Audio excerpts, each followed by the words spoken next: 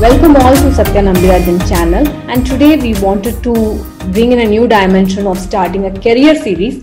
Maybe if you see a decade back, it would be more of mainstream courses like becoming an engineer or doctor or a UPSC officers. So these are something which was there. But even now, this kind of scenario is still happening in Deep South. So we thought, why don't we give guidance for people who have done great in some of their niche courses and they have come up with flying colors. So we are going to present mainly on career series, and today we have Kavita. She's a scientist who has done her research in photonics field, which is one of the niche field I know. So she has been here. She's with us today, and she is back after her quarantine, and we have got her time as soon as she's back from Spain. And a little bit about Kavita, if I want to say, is that she's a research scientist, mainly in photonics field, that too for Seagate Technologies operating in United Kingdom. And many other things. It would be nice if Kavita is going to talk about that. Hi Kavita, thanks for your time. Hey Satya, thanks for having me. Yeah, it's really a pleasure to have a scientist from Kerala who is mainly in this photonics field. So can you say about your early life and about you as well for the people who are listening? Yeah, so my name is Kavita, as you mentioned, and I work as a photonics scientist in Seagate. Seagate is a company that makes hard disks. And some of you might have hard disks at home, which is Seagate. So I work for the research and development wing, which means that I make the technology for the next generation hard drives. For as far as my childhood is considered, I had a normal childhood like anyone would have in South India. I grew up mostly in Trivandrum. My dad had a transferable job. So most of my childhood, even though I'm not from Trivandrum, most of my childhood was spent in Trivandrum, and I studied in Kendriya Vidyalayas. Nothing special. I was good in studies. But other than that, I wouldn't call myself a genius or someone like, I was just a normal student who did well in studies. So there was nothing special in me. I was just hardworking would be the term that I would probably describe myself as. And I had, right from probably when I was 7 or 8, I decided that I wanted to be a scientist. Okay. Mostly because everyone wanted to be a doctor and an engineer. And I did not want to be a doctor because blood kind of crossed me out and I was scared. And then everyone wanted to be an engineer. So I said, no, I don't. So that's probably why I said scientist. And then I kind of stuck to it. Science was relatively easy for me and I was good at both math and science. So yeah, that's how. And then I continued and then my dad happened to know about this course in photonics, which at that time, it was the only university offering this 5-year integrated master's in photonics. So since I got to know about it and I knew that this was like a straight cut path to become a scientist. So then I gave the entrance and it went well. And I did also write the engineering entrances. I did get into some of the good colleges. Like I did get a decent rank in the AIEEE and stuff, but I didn't want to be an engineer. So science was something that I wanted to do.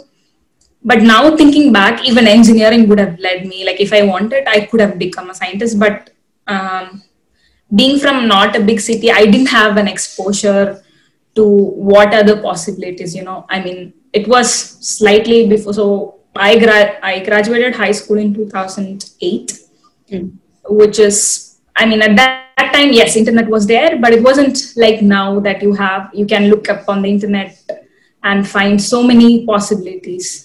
But at the end of the whole thing, I'm really glad that I took this path because then I had a lot of exposure at college, which finally led me doing a PhD in the topic. And yeah, it all went well in the end. Yeah, so. That's cool. You have given a gist of the complete scenario. So what I would now, so I should say thanks to your dad for introducing this photonics course in your. Yeah, it was purely by chance. I would have otherwise gone for physics. But the problem is when you do a master's or a bachelor in physics, I mean, you don't get in a normal college in Kerala, for instance, you don't get as much exposure to what's happening in the outside world or to research. But my institute was specialized in research. So it was the first lab. The school was called International School of Photonics. So it was the first lab set up in India fully dedicated to photonics. So we had people doing research around us. So that was a big thing. So it was purely by chance. My dad met this senior of mine when he went to the military canteen or something, and my dad has this habit of talking to people. So it's just by chance, and he got to know. And then I researched. I was probably 16. I was in 11th when I got to know, and then I said, okay, I will try to give the entrance and let's see what comes. Yeah, you can say a little bit about that entrance and which is the university which people have to apply for. Can you give a little bit elaboration on that? So when I started, this was the only course. It's a 5-year integrated master's in photonics, which means you start after your 12th and then you end up with a master's. And now they have started. I'm not sure if I'm fully right about this, but I think now there's an option to get a bachelor, because when I started, if you drop out in the middle, you would end up just with your high school diploma. You won't get a degree. But now there's an option to drop out after the 3rd year and you can get a bachelor if you feel that it's not for you. So it's the university is Cochin University of Science and Technology. It's based in Cochin. And the entrance is the general entrance both for the BTech and this integrated masters. But now there are, I think in IIT Delhi, they have a course. They have an optoelectronics and photonics. I think they have a photonics masters. And Manipal University also has a photonics masters, but that's masters alone. So if someone has a bachelor in physics, they can go on and join this masters in photonics. And a lot of places have this masters plus integrated PhD also. But I would prefer that one does a master's separately, because otherwise it's just too much. You don't have much options otherwise to choose after master's. So, yeah. So 12th, they can just apply for these universities and they have to just get into it. Yeah, you can. In my university, it is an entrance test. It's a normal entrance test. It's actually, I would say CUSAT has an entrance test which is much simpler. As in, it's not as difficult as AIEEE. Okay. But then it's easy for everyone. Okay. So you do have to do well. Okay. It's a matter of speed in. I haven't written it.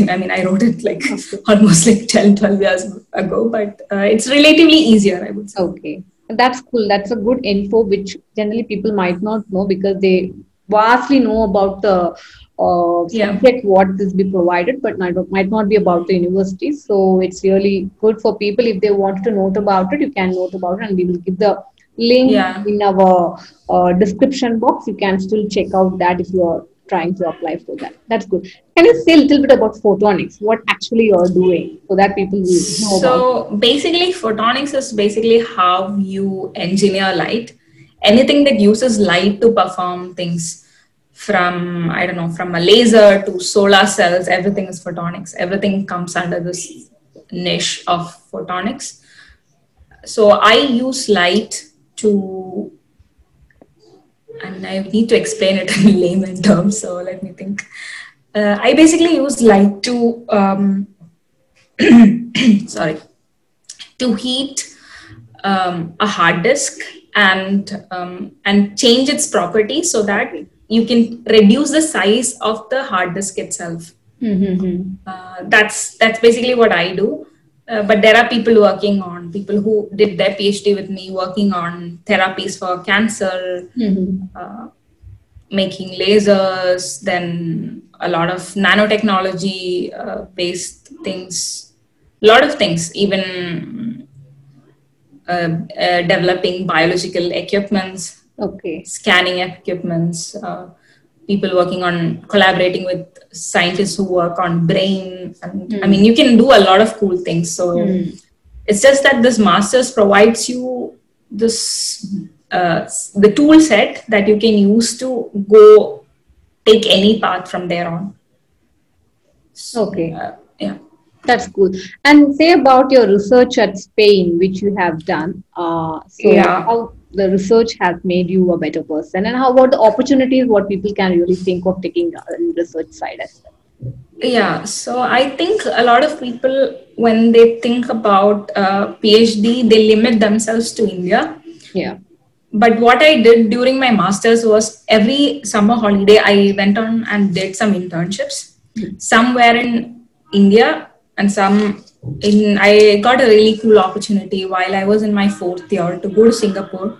They have a program called, I'm not sure if it's running now, but when I was studying, they had a program for summer internship program for Indian students. It was called CPES. And I got the scholarship to go to Singapore and do an internship, which was really cool. And that's how I knew more about research and doing a PhD and opportunities there. And then I went on, while I was there, I talked to another lab. I visited some other labs there, and I found an opportunity to do my master thesis there. So then I built up my CV. Just when I was doing my master's, I made sure my CV had enough experience so that I could apply abroad. Most of the times, people from India, I've been contacted by many people for guidance. But the thing is, they have good grades, but they don't have experiences. Grades you can mug up and get, because Indian exams are designed for more for, like textbook knowledge. But when you do research, when you have the experience, it's a whole lot different. And that really made a difference in my CV. So each summer I did an internship. So that's how. And then in Spain, I applied to various universities in Europe. I did write GRE and prepared myself so that I could apply anywhere. Yeah. So just in the pre-final year, I already did my TOEFL and GRE, so that if I had to apply to the US, I could. And then the applications, I applied to many places, but I applied only to places where I was interested in the research. So after the master's, I was also offered a position for the PhD at the institute in Singapore, where I did my master thesis, but I didn't want to go back to Singapore. I wanted to explore Europe a bit. And then my first position that I got was in Belgium. In Spain, I applied like 4 times. Okay. In my final year, but I got rejected 3 times. But I kept applying because that was sort of my dream. Because the institute was also a photonics institute. So then I finally got there after my 4th attempt. So if you get rejected, just keep applying and Spain was great because it was a whole new exposure to Europe, learning a different language. And Spanish people are very warm. So you feel at home very easily. And research-wise, it was a good funded project. So I worked on using graphene, which is basically a monolayer of carbon, something that you make. Let's say you trace something with a pencil. So one layer of atoms, that is graphene. One layer of carbon is graphene. So I use that to make infrared cameras, night vision cameras. That's what my research was on mostly. It's highly niche. Right? Yeah, highly niche.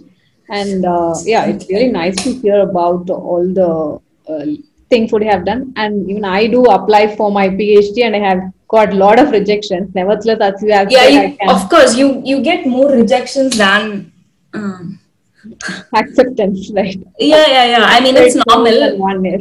Yeah. There's no need to be demotivated by. I have a collection of rejection letters from applying to internships, and so I mean, while you're in India, one good suggestion that I can give to people who want to do a PhD later, even while you're doing a master's or your bachelor, try to do internships, because labs in India you can apply to. Now there are a lot of IITs, and ICERS. All of these places mostly have some funding for summer research, and you can apply. I did one in IIT Kanpur. It's called Search Summer Undergraduate Research Grant Experience or something like this. And they were paid. So all my internships were paid.